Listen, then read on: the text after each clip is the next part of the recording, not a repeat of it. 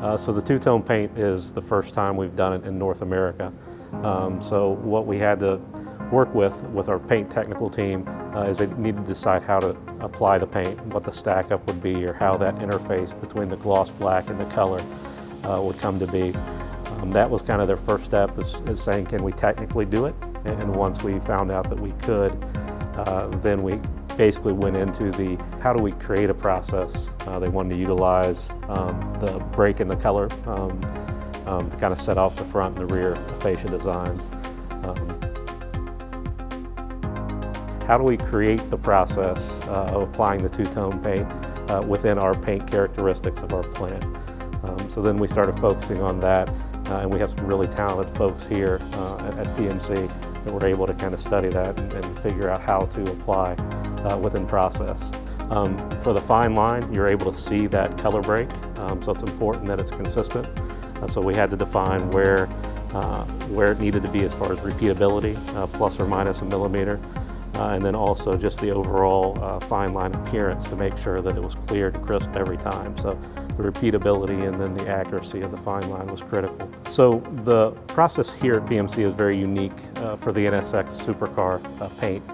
We started with the initial processing and prepping of the bumper, and then what we had to do is we had to paint the gloss black areas. So we do that now through the paint booth, and then after that we hand scuff the entire bumper area to make sure that we have no defects and that we have a good adhesive surface for our next layer of paint to be applied. And we have really talented masking associates here in PMC.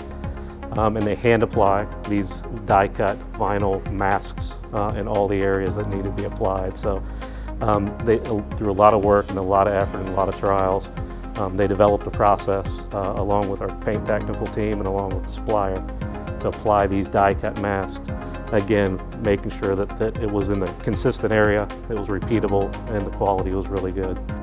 It just was a big collaborative effort to make sure that we could do something that's never been done before in North America, and never really been done on a Honda product to this level, where we had so many radiuses and kind of fine styling lines that we had to mask around. And honestly, it's because of the dedication and the skill of our associates that work here. The paint team was just incredible. They took this on as a big challenge that started first as mirrors and then went to front and rear fascia.